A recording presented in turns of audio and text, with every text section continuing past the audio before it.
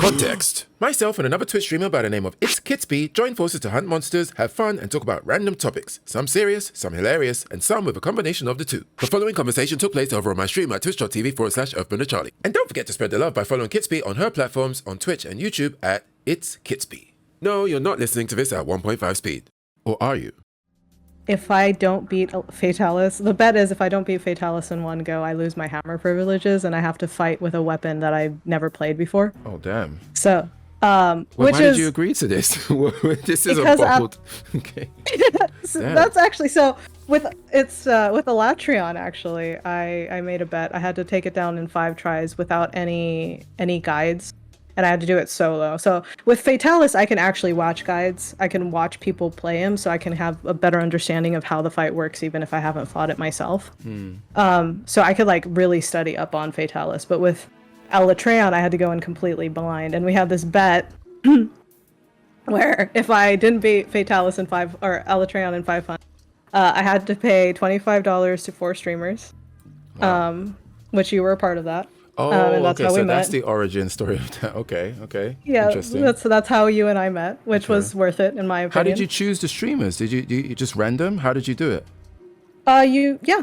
You seem like a really cool guy who was just doing, you know, like you were streaming Monster Hunter because that was the criteria. Okay. The criteria was people had less than 500 follows because I wanted to give back to creators that were building themselves up. Okay. And yeah. And so you I don't know, you seemed like a really cool dude. So I was like, I want to support Who you. else did you choose? Like, did they come in to thank you as well?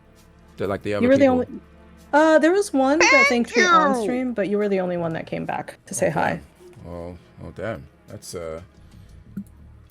well, I'm glad I showed some courtesy to come back and say thanks. Oh no. I never expected like somebody to do that. I was just happy to be able to give back to the community. So It was cool for me regardless, but I appreciate that you came back because then we got connected, found out you were in Taiwan, and that made it even much cooler. But for me, it was extra interesting because when I saw the name, when I saw you pop into the chat, the name sounded familiar, but I thought maybe I'd seen you on Twitch before. I was like, the name is familiar. But then when I saw you, I was like, oh, I've seen, because I think I saw you reacting to one of Rurikan's videos. And maybe I'm wrong, but I think Rurikan commented on one of the videos that I reacted to? I could be wrong.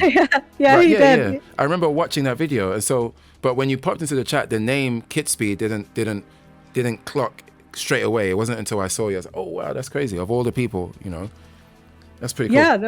Yeah, no. I was excited to be able to connect with you. That was really fun. Nice. Am I Kids famous? Absolutely not. I'm still very 100% unknown. That's the dream. That's the goal. Wait, I don't know. Maybe I shouldn't assume that. Would you like to be streamer famous one day? Would that be the goal, or like would you like to be Kitsman Gold? Yeah, Kitsman Gold. I think it would be cool, 100%. Like I'm not going to deny that, and I think it would. But I think it's one of those things that I'm going to do what I love to do, which is I'm already doing it, and then if people find value in what I'm putting out, then I think I'll automatically attract people to me. Yeah. So, you know, do the work, put out the content, do the best you can, be entertaining, and then eventually I think if people see value in that or they get value from that, I think that's how. So, but I'm not going to be overly pushy about it. Yeah. I think that's the Yeah, I treat it like off stream. I talk about this on my chat all the time, but like on stream, it's like fun and games. But off stream, I do treat it as a business. You know, like I think about what kind of games I should play in terms of viewers. But it also has to be games that I enjoy playing. Like it can't just be games to play for the sake of viewers. So it's trying to find that balance. Yeah. But. Yeah, that's the way. That's the. I think that's the healthiest way to engage with it, right? Like, there's a lot of ways to go about it. That some ways are not as healthy as others, but yeah, like you said, it's like Thanos, right? It's a boring meme, but it's just true, you know. And Thanos says, "Perfectly balanced as all things should be." Like that. That is just that rings true in so many areas of life, video games and streaming included, right? So yeah. as long as you can achieve that, then you're probably doing something right. So what about you? What is when did you start streaming? What's your story on this? I've dabbled with streaming a long time ago, like 6 or 7 years ago, just here and there, but I haven't fully, like I would say in July, January, February, June, July, August 2024 is when I fully decided to properly try to embark on the streaming thing. Because I used to do the kindergarten English teaching stuff. I did that for like 7 years in Taiwan. And then I love teaching. I genuinely do love teaching, not just English, just teaching anything that I'm passionate about. I enjoy that. But I think after a while, sometimes you just need to move on, especially if you have more aspirations. And it can be very easy to be complacent and just be comfortable with the money you make in one area and not grow outside of that. And I've always felt that, it's possible that I might be good at streaming or enjoy it. And so, decided to leave my job, focus some more on my dance teaching, like freelance, and using that as a platform because as a dance teacher, I don't have to work 9 to 5. Like I can just go to schools, after school programs for 1 hour, teach a dance class, and then go home. So that gives me a lot more free time to do these things. So that's basically my story with streaming. I just tired of English teaching and I wanted to use my time to try something and see how far I can get with it. Rather than living a life where it's like, I turned 42 years old and I'm like, oh, I would love to try streaming, but maybe I'm too old for that. I wonder what would have happened if I tried it 17 years ago. I would hate to live. I would hate to be in that situation, yeah. Yeah, I get that. I mean, I guess in like streaming terms, if we think about like just entertainment, I'm probably a little bit on the older side, being a female in her mid-30s. Right. But at the same time, I think the more you care about that, the more it affects you. Yes. Like I think if you're just you and just continue to be you, and you're good at being you, I think it doesn't really matter how old you are or what your age is. Exactly. And I just realized I am in here with a non-health augmented hammer with a Safi gear. So I'm just getting hurt anytime I hear it. Unluck, unforge. I'm so much an idiot. Unluck, unforge. Cuddlefish said, what kind of dancing? Did we go over that already? No, we didn't. I'm actually a pole dancer, and we basically I teach. I'm joking. I'm not a pole dancer. Let me not give that joke life. I'm a street dancer, so I do like hip hop, popping, locking, house dance, things like that. I've been dancing since 2000 and like around 2010, 2008, 2009. When I was like 18, 19 is when I first started. The first few years of dancing, I was just doing choreography, like going to dance classes, learning routines, like, and 5, 6, 7, 8, up, down, and left, and 5, 6, 7, like that kind of shit. And then I did that for a couple of years, and then I found the underground world, like the freestyle dance battle world. And then I just started learning how to freestyle, and I left the dance routine world, and I just focused on that. So, yeah, short answer, hip hop, popping, locking, that kind of stuff. No shame in the pole. Yes, I know. Maybe I don't mean to say like I'm just joking. I would never pole dance. That's beneath me. Like not in that way. I was gonna try and keep the pole dance joke going because I said it in my head. I'm like, maybe I should keep this as a meme, and then like maybe like 7 years later I'll reveal to everybody in the chat, hey guys, I was actually joking about the pole dance thing, but I had second thoughts and I decided to out myself 10 seconds into the joke. Okay, so if I keep hitting it, I'll heal. Okay. Also, this is not Uno Hunter, guys. This is... I know I only ever talk to Uno Hunter on stream. This is Mr. Earthbender Charlie. He's a veteran Monster Hunter player. Yes. He's been playing since Freedom. The PSP days. Yeah, Freedom. But he's new to the streaming community, so... Freedom! Have you seen Braveheart with, what's that guy? Mel Gibson. Mel Gibson, yeah. Freedom! Don't never take our freedom! And then when he dies at the end, and his last words, freedom! Like, I shouldn't have laughed, it's quite sad, but yeah, that's what came to mind. Oh, what a movie. Freedom. Brave. It wasn't bad. There's no Gladiator, but it was alright. Yeah. Definitely. I mean, few things are Gladiator, right? Gladiator is one of them ones. Oh shit. Oh good. Kitspy has Sorry I fainted. died, but it actually kind of helps because I wanted my my other weapon. Yeah, it happens. Happens to the best of us. I gotta I ask gotta Charlie, ask. why Oh shit. Earthbender? Why not Why air or Earthbender? Because Earthbenders are cool. What are you talking about? not only are they cool, but first of all, Earthbending is just the best bending. Period. No debate. Second of all, Toph is the best character. Period. No debate. So when you take the best bending, mix it with the best character, of course, I must name myself after those factors. So that is why. That is why I went Um, with Earthbending. I I am a water Oh my bender. goodness. Oh I no. I love. Hey, Oh no. bloodbending is fucking amazing. True. Don't even like That the that. fact that that's pretty OP. That's OP shit. Yeah, I actually forgot about Bloodbender. You are correct. I'll give you that. But it If you want is to lead on, awesome. Yeah. yeah. I was gonna say it is. I think out of all of it, Earthbending is. My husband always, because we always debate this. He's like a huge Avatar fan, and Right. he's always like, one of the things that's great about Earthbending is you could literally make anything. Like Yeah, you yeah, can yeah. make cities. Like True. how That is true. amazing is that? Yeah. Yeah, no, they're all good. Like jokes aside, all the bending styles are pretty good. But Toph, it's mostly because Toph is my favorite character. Like the episode that she was where she appeared, you know, the Blind Bandit episode, dope episode, and when I mean, spoiler. I don't know if anyone. I mean, what are you guys like with spoilers? I think some things have been out for so long that I don't know if they I have think the you could just same. say it Yeah, I because think it's been out so long. yeah, I don't think it gets the protection when it's been out that long. It's like you might as well start saying we can't say Darth Vader is Luke's father because it's a spoiler, but it's like, come on, Yeah, yeah, like for real. let's not. Yeah, the episode where she just like, I think I can bend this metal cage because metal has minerals and minerals are part of the earth, and she just does it. I'm like, yep, Toph is just she's. I like characters that are kind of OP, but there's a lore reason behind it. Like she's not just broken and super busted for no reason. You know, she's powerful in a way that makes sense. Yeah. I agree. Toph is a really great actor. Yeah. But yeah, bloodbending is sick. Actually, if you want to be really, if you want to get my honest opinion on which bending that I think is actually not as cool as the others, I think it's air. I think airbending, especially when you look at the advanced levels of bending, right? Like metal, earth goes to metal, water goes to blood, and then fire goes to the lightning redirection, right? What does Yeah, air have?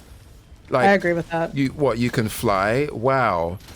What else? You blow the wind. Like, Yeah. you're Oh, yeah. Kushala Daora, right? Nobody likes Kushala. Get the fuck out of here. Yeah. You know? Get Kushala out of here. Like, what Yeah, the well, like, fuck? who cares? Like, just not even good. So I don't know. Maybe there's something I'm missing, but that's how I feel about that. Air has spirit. Wait, I don't know if spirit bending is related to air. Is that what they said in the show? I thought spirit bending is its own thing. Like that's a separate thing that Korra learned or something. It's been a while since I watched Korra, but I don't think I ever finished it. oof. I mean, yeah, it's not as good as the original anyway. So, but Yeah. That was airbenders are around the more spiritual, so they're more likely to be able to spirit bend. Okay, but the likely there is doing the heavy lifting, right? Like the being able to spirit bend is not.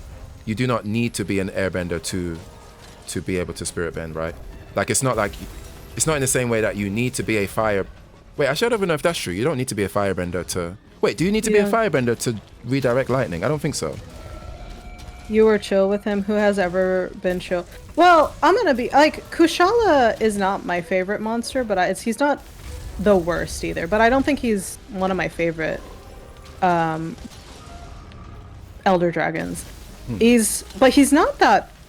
To be honest with you, he's not that hard. He's just really obnoxious. I think the one that I dislike is Rajang. Oh, he's rough, yeah, especially with hammer. Yeah. Furious Redbang as well. Brachydios took me a few days. I was able to take down Furious and Sorry, guys. it's okay. We're streaming right now, so it's Okay. good. We're talking, so I will say not hard is kind of debatable. It's not that hard. It's annoying, but it's not that hard. But like Bracky, I think Bracky took me what, like 3 or 4 tries to get Bracky down. Raging, I was able to get down, or Furious Rajang, I was able to get down in like a couple tries. You need to be a firebender to bend lightning, but Iroh got inspired for the technique from watching waterbenders. Oh yeah, that's right. Yeah. To generate the lightning, you need to be a firebender, but to redirect it, you don't need to be. Yeah, that's true. Yeah. So with that in mind, I think like firebending can lead to generating lightning. Earth can lead to metal. Water leads to blood, but we can't say that air leads to spirit bending because it's not an advanced version of airbending. It's just that the nature of an airbender allows them to more likely be able to do the task. You know, not in the same way that fire. You must be a firebender to shoot lightning. Airbending takes the air out of your lungs, though, does it not? Did it? I don't remember that. I don't think they can. To be fair, there are some. I watched all of Korra because one of the bad guys in Korra is a airbender, right? And they did do some interesting things with airbending in Korra, but I just can't recall all of them. So I think that chatter may be correct. I think there was some advanced airbending thing, like some kind of like instant death kind of thing, which I may not be remembering. If that's the case, then I take back what I said about airbending. I just can't remember what it was. Oh. In Legend of Korra, they do that. Yeah, I vaguely recall something like that in Korra. Did you like the live action version that recently came out? I couldn't finish it. I tried my best. I watched like 5 episodes and I put it down. Honestly, they just need to stop making live action versions of classics. Yeah, there's a lot of things that don't translate well. I mean, One Piece did quite well, surprisingly. I thought the One Piece live action was going to be a tremendous flop, but they actually, I actually watched all of that and it wasn't as bad as it could have been. But that's a rare case, I guess. The live action movie was atrocious. We don't speak of these things. Are we talking? Okay. Are we talking about the Shyamalan one? Night Shamaylalai. Yep. Shyamalan. We don't talk about. That should be a banned topic in every stream chat. Dude, my husband tells me this story when he went to go watch. I think it was the Blue Avatar. It was a movie at the movie theater, and he watched the trailer for the Last Airbender, and it looked so good. Right. And he said, as soon as M. Night Shyamalan's name popped up, the entire theater just went, oh no. Ruined. No, ruined. It's gone. Yeah, that's rough. I just don't know what the showrunners of the original series are doing. I think they need to just make another animated TV series because what are you waiting for? Like clearly the franchise is popular. Like the IP power is strong. And I think they are actually making another animated series. I think I did hear some rumors, but I don't know why it's taking them so long. Korra, how old is Korra now? It's like 12 years old, maybe even more. Like the fact that they haven't come out with another series so they can take more control of the identity of the world. It's like I don't know what's going on there. Dude, you just made me shit my pants. 12. I can't believe Korra is 12 years old. I feel like that show just came out not too long ago. I could be wrong. That's just a super ass pool number. Wait, let me actually Google Legend. I think you're right though. I think I'm just old. Legend of Korra release. I think I'm just old. I just feel like a grandma now. 2012. Is that 2012? So episode 1 Korra came out in 2012. So that is. I'm terrible at doing maths in my brain. Somebody in the chat will do it for me. How many years ago that was? 13 years, yeah. Oh shit, damn, I was close. Oof. Yeah, dude. Big boy guess. Fuck, I'm old. I'm old. Studio Avatar apparently a game, new series, a whole thing. I hope so. Yes. Let's get it immediately because they've allowed a movie to tarnish the franchise and a live action Netflix which hasn't really been well received. I think they need to take some more control over their world.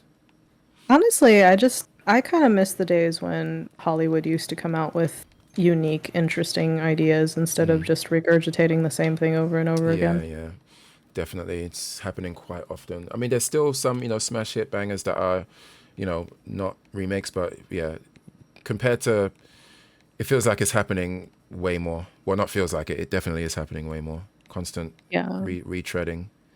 Yeah, I was such a cinephile when I was a kid. Like I used to watch 1 to 2 movies a day when I was a teenager. Right. And like there was a period of time, probably since like 2008, 17, 18, that I just haven't really had too much interest in movies in general. Right.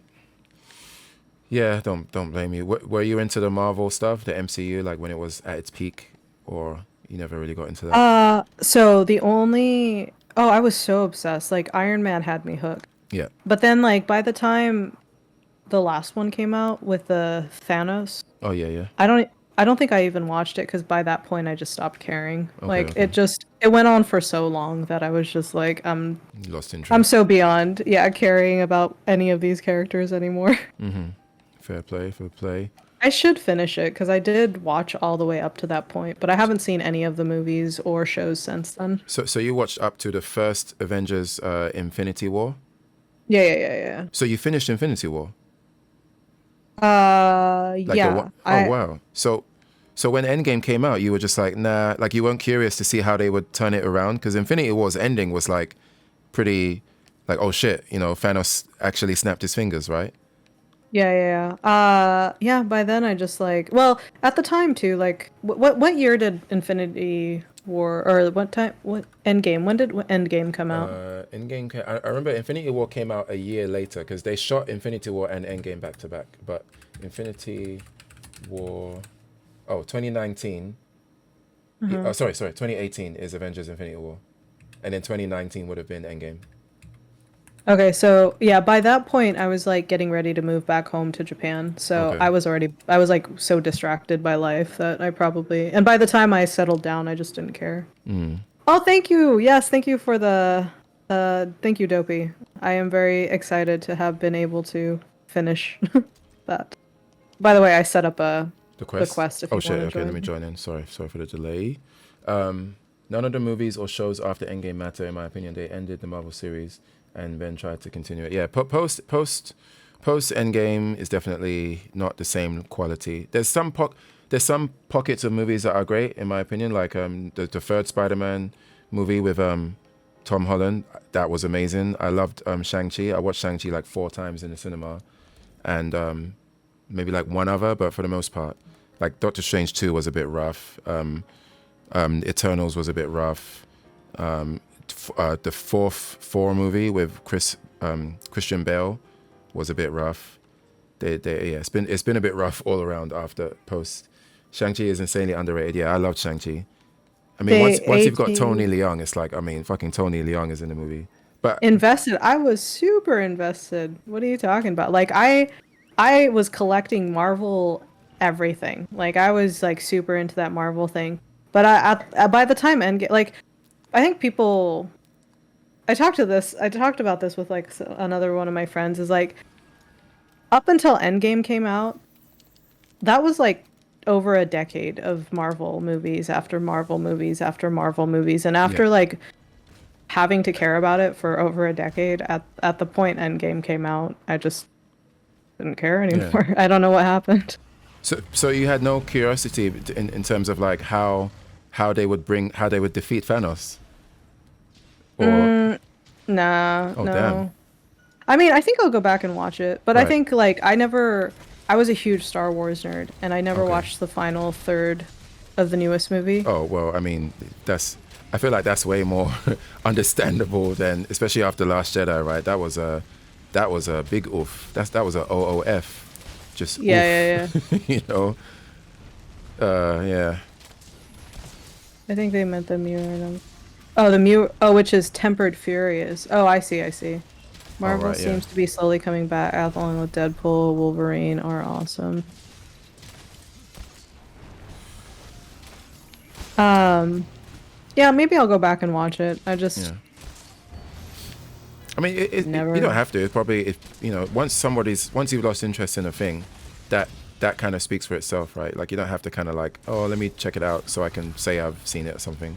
I think there should be like a natural drive, like, oh, I can't wait to check out how it ended. I think going into a movie with that drive is more fun, I think.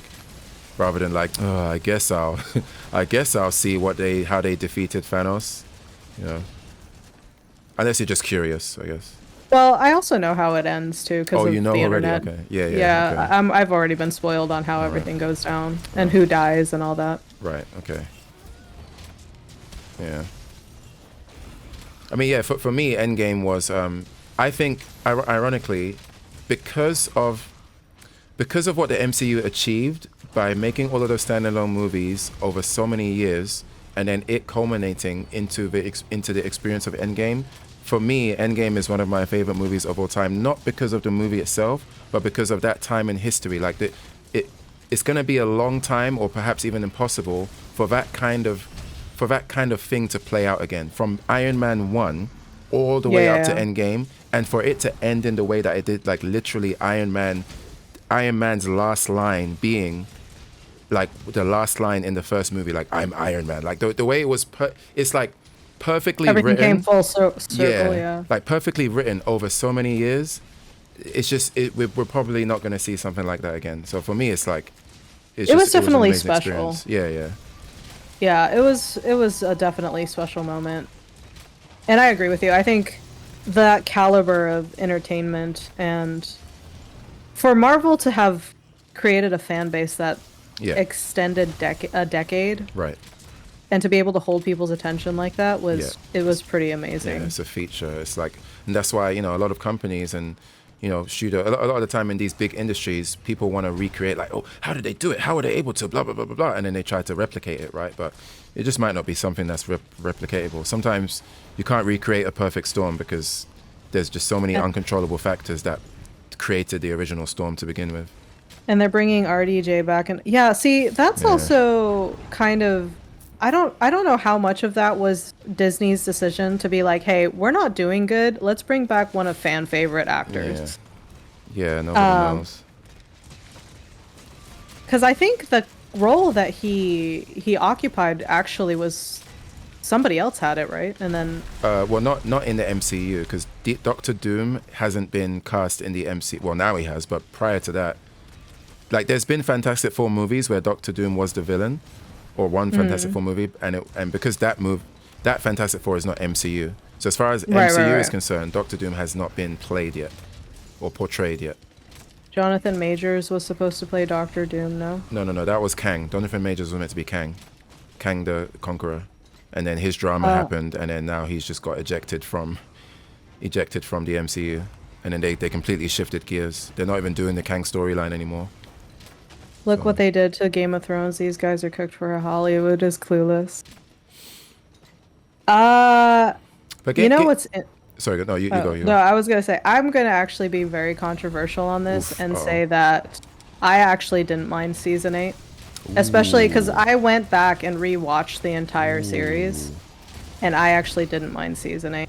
In how it ended. In my chat, we have this rule, or we have this like thing where there are some takes that are hot, and there are some takes which are volcanic. That is a volcanic take. And I'm going to be honest with you. I think one of the biggest reasons, if there was any failure to the staff as to why the story ended crap, it's because of George R.R. Martin. Oh, yeah. That's not a volcanic take.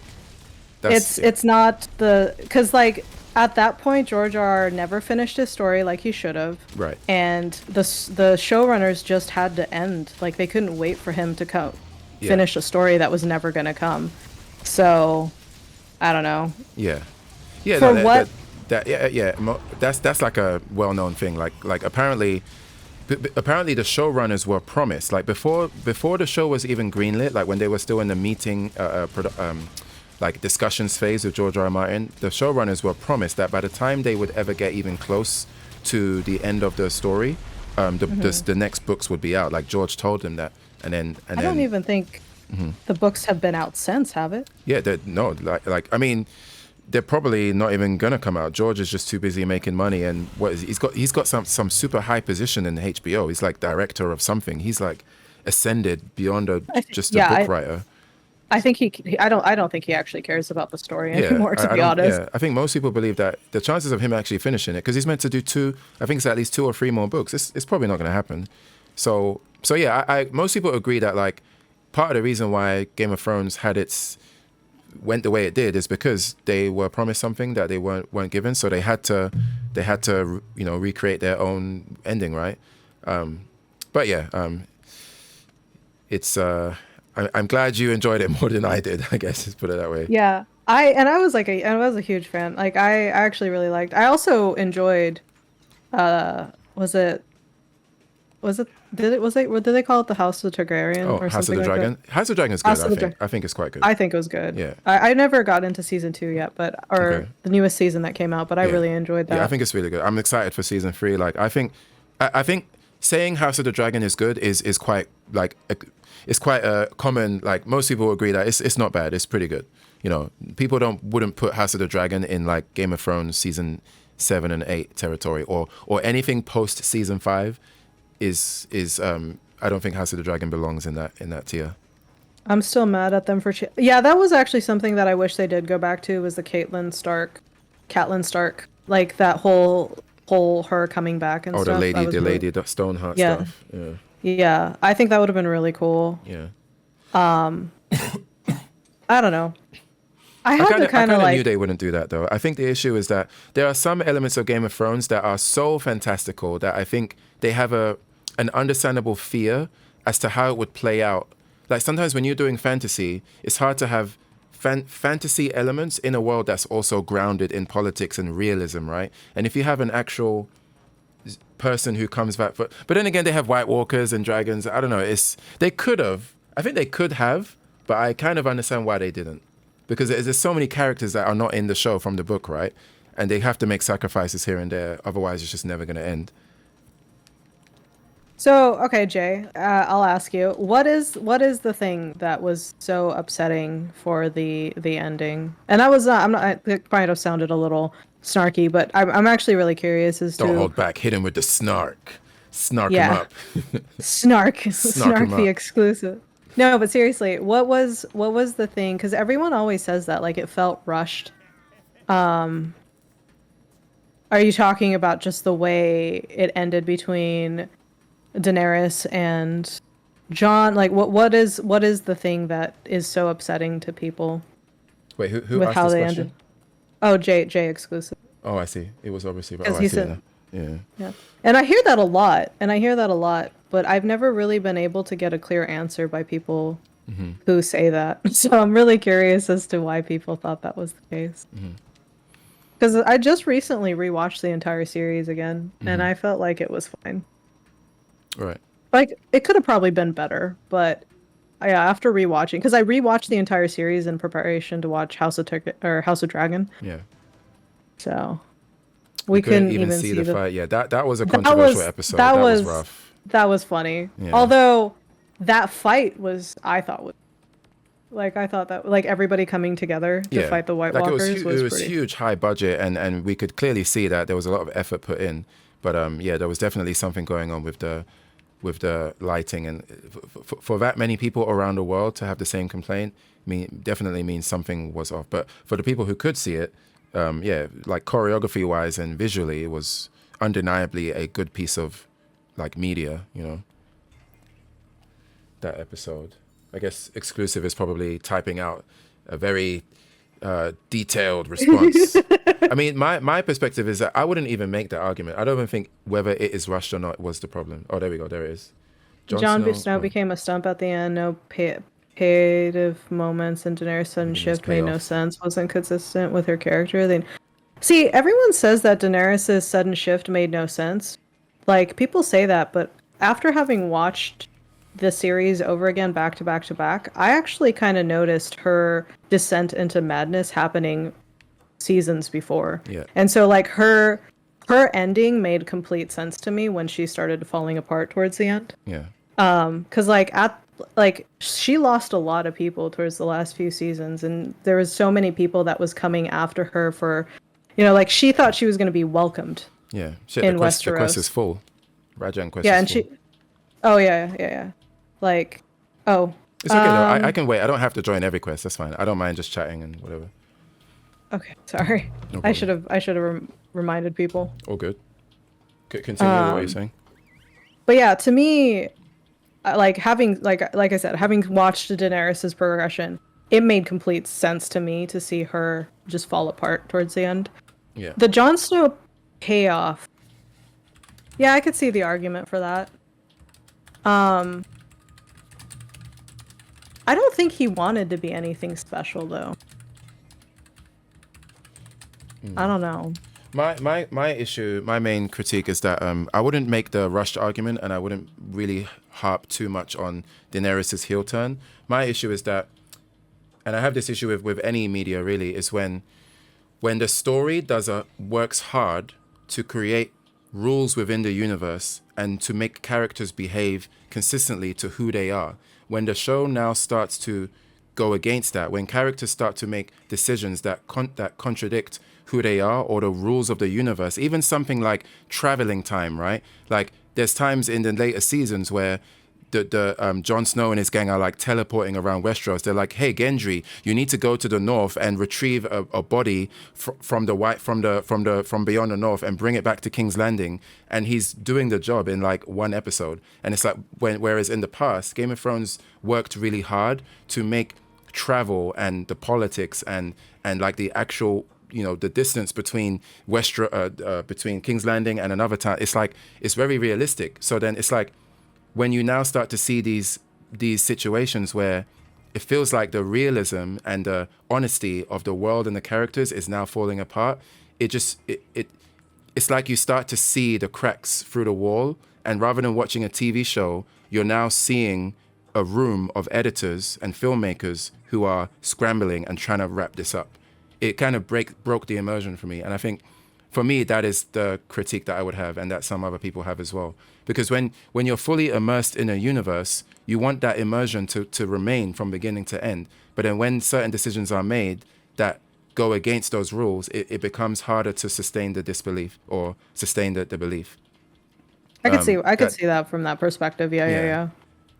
And there were a lot of characters that just behaved really, and even Oops. and prime example is how honest Game of Thrones as a show was with the notion of death, right?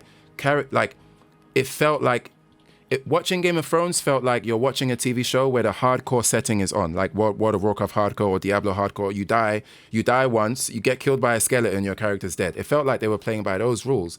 But then you have like episodes where Arya is getting stabbed 17 times by the waif, and she just like combat rolls her way to safety on some Captain America shit. And it's like, well, no, this shouldn't happen based on your own rules that the world has set up. And now you're telling us to look at Arya get stabbed so many times and just survive. Like you might as well piss on my head and tell me it's raining, basically, you know. And I think that started to happen throughout the show in many different areas. But the Arya situation is just a clear example of them going against the rules that they'd set up. But that's my personal thing, you know. That makes sense, yeah.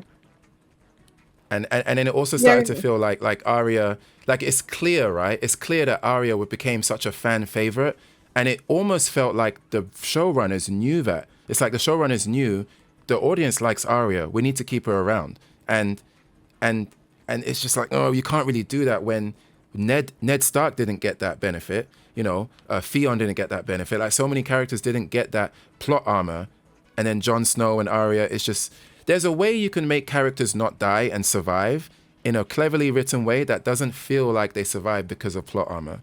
I think that's one of the mistakes that the show made. Right, the plot armor was really thick for them. Yeah, I can see that. Yeah, I can see that, the consistency there.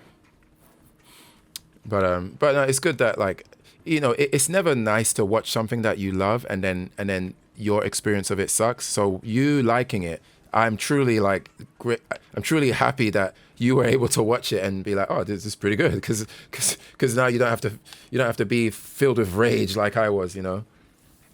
Yo, Nitro, welcome in. No, I had a lot of my friends who were really upset about it. I think I just kind of suspended my disbelief on a lot of the things just because of like the nature of just it being a fantasy show. Right. And so, yeah, I just like I think maybe timing and spacing and just like how fast things progressed I could see why people were upset with that. Yeah, that's fair. I mean, many JJK fans hate the author because he killed their favorite character. JJK. Oh, Jujutsu Kaisen. It's an anime. Oh, Jujutsu Kaisen. Okay.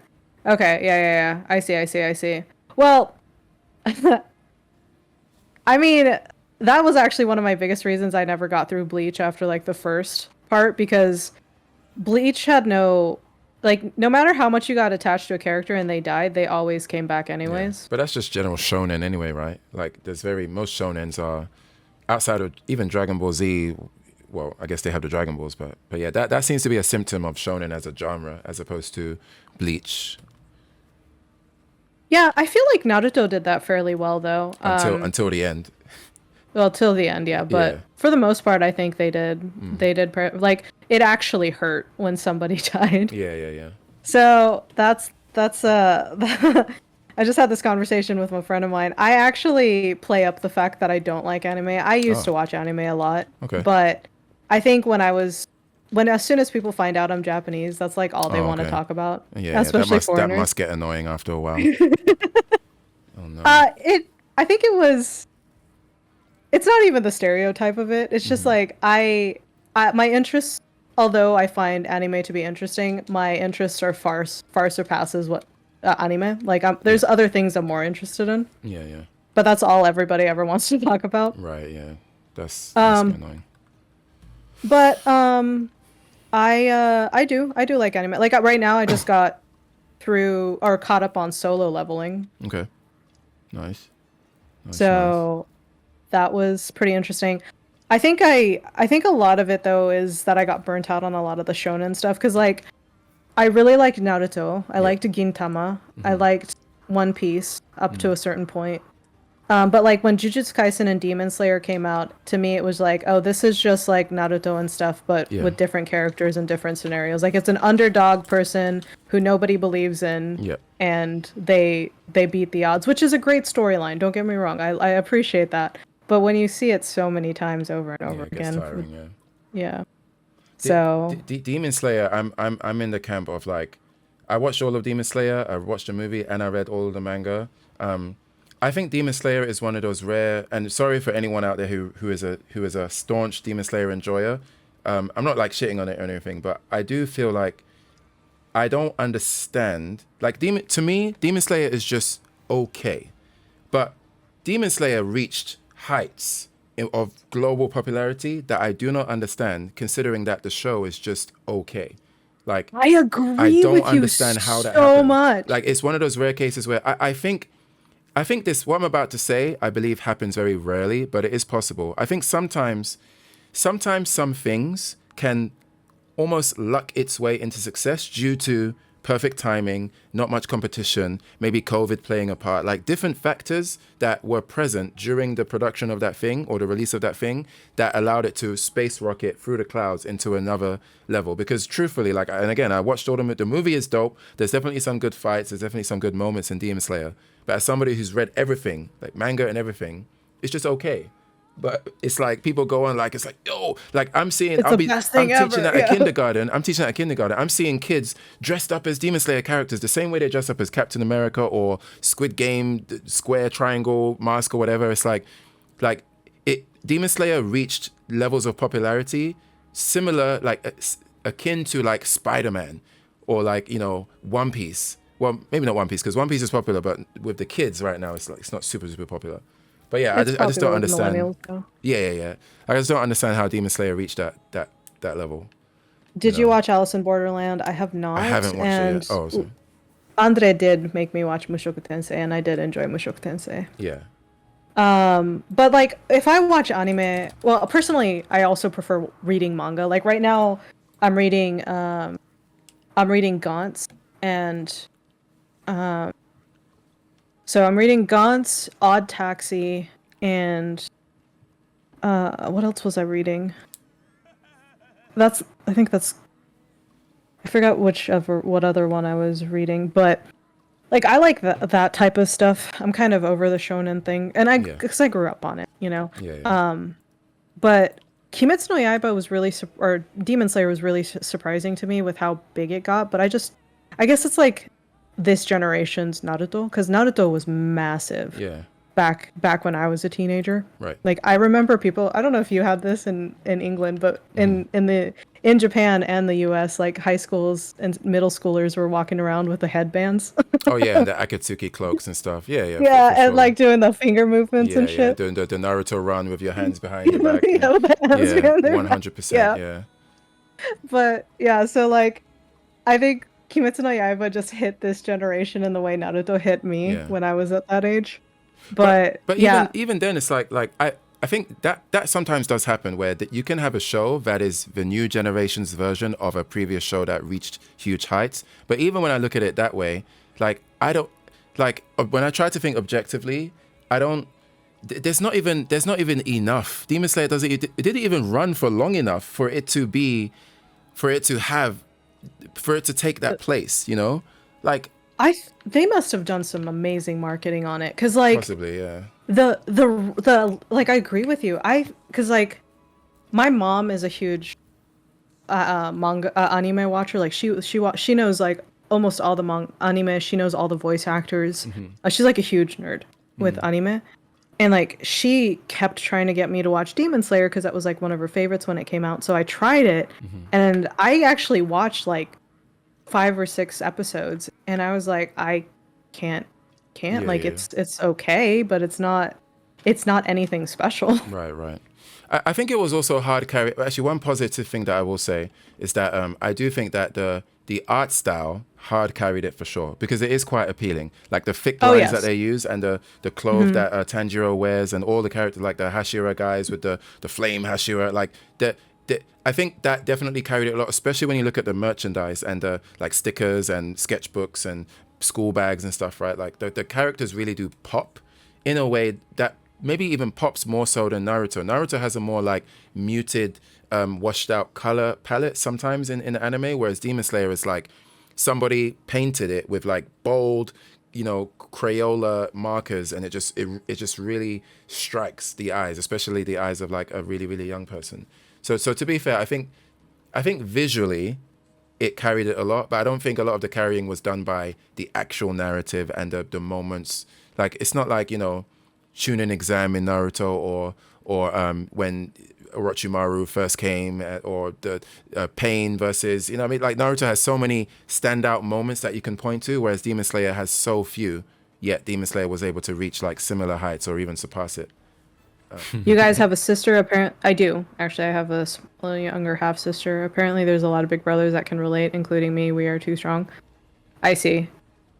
I don't know if that's the reason why it got popular, though. Yeah. I just think their marketing was just spot on. Yeah, I think yeah. they got in with a really good marketing team, and it just blew up. And then when you mix great marketing with perfect timing, such as people being inside during, because Demon Slayer yeah. really popped during COVID, during a time when people have to be inside anyway. And if it is the case that there wasn't much other new animes airing at that time, then it makes sense, right? Especially if you combine that with great marketing and then characters that pop, and then a good soundtrack and some good fight scenes, then you have a recipe for huge success. Yeah, actually, you bring up a really good point. I completely forgot about the fact that Kimetsu no Yaiba keep calling it Kimetsu no Yeah, Yaiba. it's I cool. meant Demon Slayer. But when Demon Slayer came out, it was during COVID, and Yeah. everyone had a lot of, that was when like, everyone was online talking about this type of stuff. So Yeah. I can see it. People want to feel something these days as real connections start to disappear. Demon Slayer focuses hard on its emotional beats. That could be it too.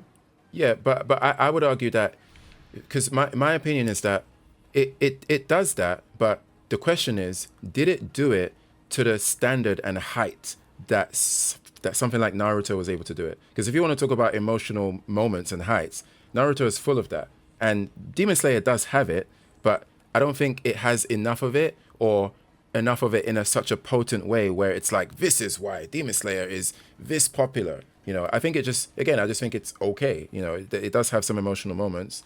Like there's some moments where Tanjiro learns about the demon before they became a demon and their life, and it's definitely interesting and how he relates to them and connects to them. But I don't think that's like a universe away from the emotional moments in Naruto, because Naruto's all about like forgiveness and stopping the cycle of hatred and all that stuff, right? Man, dude, you know what? I think the thing that did Naruto a disservice, and I wish Naruto kind of came around the time when animes were doing, oh, sorry, the anime, because animes now recently started doing seasons. Yeah. But back in the day when I was growing up, Naruto was just a run every week. Yeah. And so they had to wait for the manga to catch up, so they had fillers, which I think ended up doing such a disservice to Yes, the fillers were rough. That whole filler season of like 100 and something episodes of filler before Shippuden, those are the dark ages. Yeah, and some of the fillers were funny, but it was just not worth it. No, I wish they would have just paused. Yeah. Because I think that turns off a lot of people, when in reality Naruto I think is one of the best shonen series to have ever come out. Like peak Naruto in its prime, I think, is one of the best shonens too. Exclusive says, no, Naruto's animations were too inconsistent. True, but if you want to talk about the best fights in Naruto versus the best fights in Demon Slayer, don't even try it. I'm sorry. Like animation perspective, it's not even 100%. Close. Like let's 100%. Let's just 100%. I agree with I agree with Charlie on this one. Yeah. Like there were some moments where my mouth fell open from just the animation in Naruto, especially the more intense it got. And also, if the here's the argument, and I think this is a game argument too. Does it really have to look that good if the story is really good, or if the emotion is there? Like some games, I think, rely overly heavily on how something looks rather than the story of it. And that's why I think with Naruto, I was able to forgive it more, because the writing was so good. Outside of obviously the fillers. Some of the fillers were good, but most of it sucked. Wait, your question is, when you say look good, do you mean like the movement, the animation, or the drawings, like the art style? Because there's a difference. Or you can analyze both separately. You should tell your husband to give up on One Piece. I can't believe he's committed to 1,000 episodes so far. That's a whole lot of episodes. Bad animation can really ruin the immersion. Yeah, I mean, I acknowledge that Naruto has its pockets of like horrendous animation, right? Like there's compilations on YouTube where you can just type in bad Naruto animation. You will have the time of your life looking at some of that. But if you're talking about like Demon Slayer, like peak Demon Slayer versus peak Naruto, it's and this is not a hot take. I wouldn't even say this is a hot take. I think if you want to, like, when we remove our biases as much as possible and we just analyze what we're looking at, like raw choreography and action, motion, like Naruto is, But I can understand if somebody just likes the art style of Demon Slayer more, they find it more appealing. I can see that. But action-wise, nah. People asked me, the way you talk about art, do you make drawings too? Yeah, I studied animation at university, and drawing has been a big part of my life for quite a while. So I do have I think Zama responded to you. I do have some art on my Instagram and stuff, but yeah, studied animation. I've made comics. I'm decent with Photoshop. I have a very cartoony. My style is definitely, you can see the anime influence there, but it doesn't strike. It's not like. You can see the anime influence, but I don't think you may call it anime, but you can see it there. But yeah, it's been a big part of my life since I was super young. Yeah, so that is part of the reason why I talk quite passionately about like animation and TV, anime and fight scenes and stuff, Thank you! Oh, thanks for the follow, P-Pal. I guess you're an artist too, maybe. But yeah, studying animation was an experience. We had a very strict German animation lecturer, and the only reason why I bring up that she was German is because she had the thickest German accent, and she just had this, like, whatever the stereotypical, imagine like a German military instructor and how strict they might be when they speak in like a super thick German accent. That's what we had as an animation shooter, and she had no filter. If your shit sucked, she would tell you. And I saw many students cry, like especially when we had assignments where it's like, okay, go away, spend 2 weeks coming up with a storyboard for a comedy, or a storyboard for like an emotional scene between a family or something, right?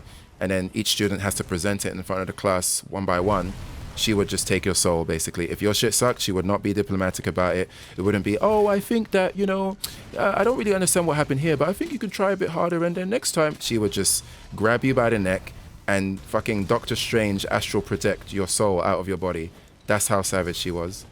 So there's definitely some memories I have from that, but yeah, I'm glad. It's one of those things where you look back on it, like during it, when you're going through it, it's rough and it's savage. But when you look back on it, it's like, you know what? I appreciate what this person was trying to do by teaching us in that way. Germans are just rude. They can be, but I actually kind of appreciate their honesty. Yeah. I think there's way too much times people kind of beat around the bush. Yeah. And you're just like, nothing gets done when you're just beating around the bush. Yeah. I mean, there's a time and place, right? Like, I'm not gonna say be an asshole all the time, but I do appreciate, because at least I like knowing where people stand. I don't like, yeah. I like real people. Yeah, there's a time and place for brutal honesty for sure. Yeah. And she was just really, she just wanted you guys to be really good. like, you know, if she's gonna spend the time teaching you her skill that she crafted over the years, like. Right. Yeah, so People said, you don't watch anime like the average otaku if you're an artist, a blessing and a curse. I 100% agree. I realized this when, I don't know if you've seen the movie Whiplash. That's one of my favorite movies of all time. And my oldest brother is a jazz musician. And so I watched Whiplash, super excited, like, yo, the ending of Whiplash, yo, sick movie.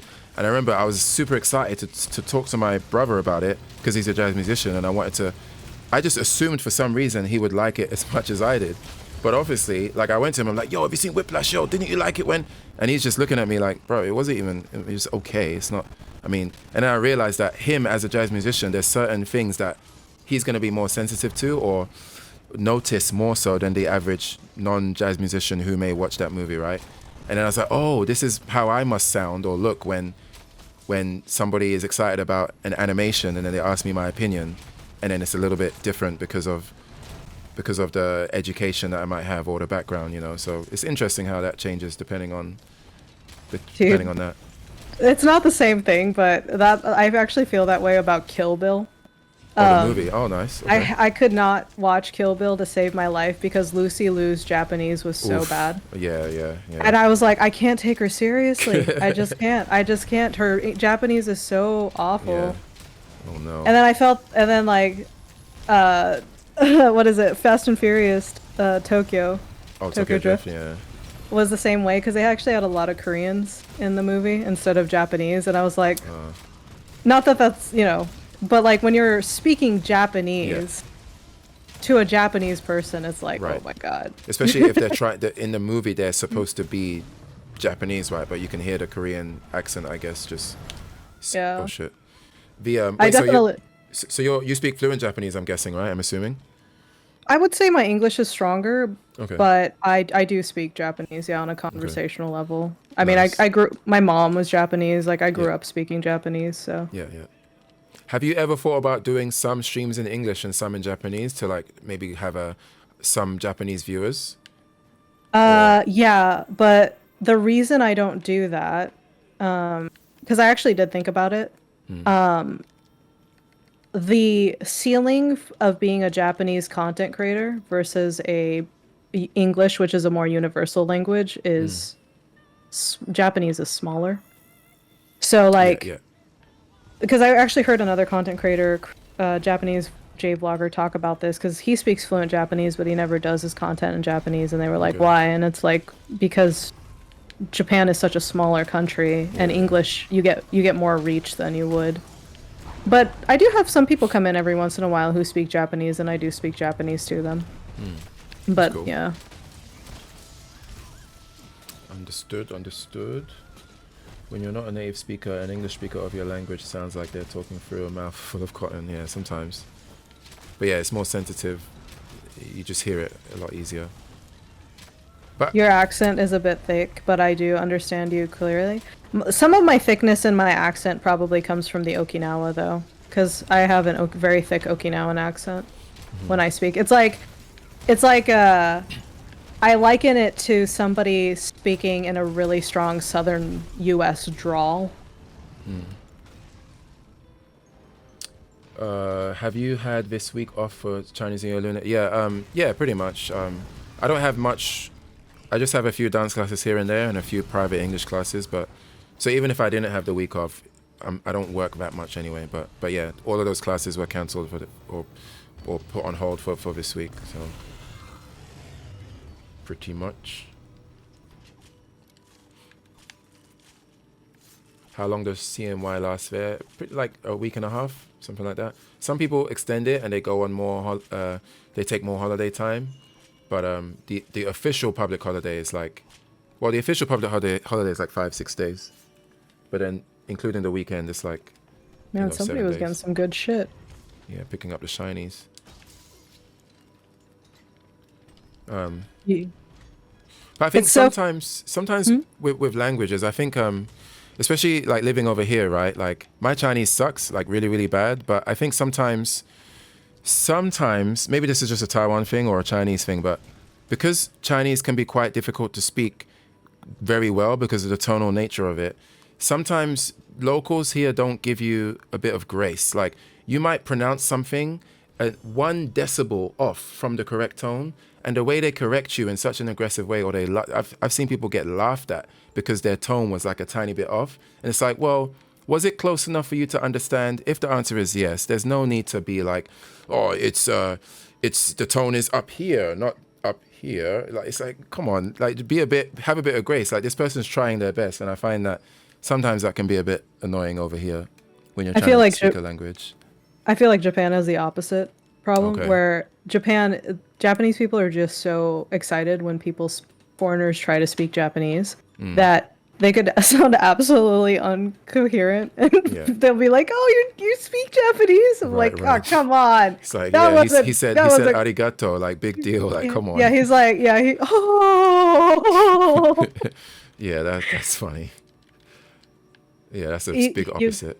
You got Evasion 4 Jewel Cherish It kit. I'm telling you, my RNG is pretty damn good. That is a good gem for sure. I don't think I have one of those. Good shit.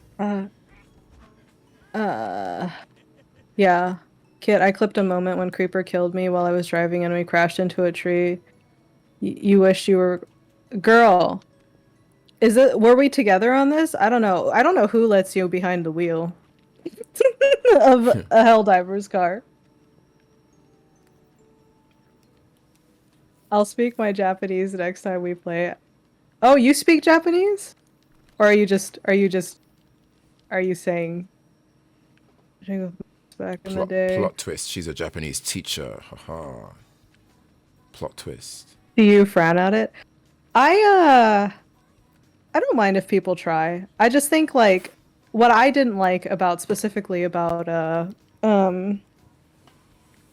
Kill Bill was that they hired her to be a Japanese person, and I'm like, if you're gonna hire somebody to play a Japanese person, then hire somebody convincingly. Yeah. Like don't hire somebody. That much to ask. Yeah. Yeah, like you could have hired they did hire a Japanese actress actually in the movie. I'm like, what? You couldn't extend one more actress to play the role?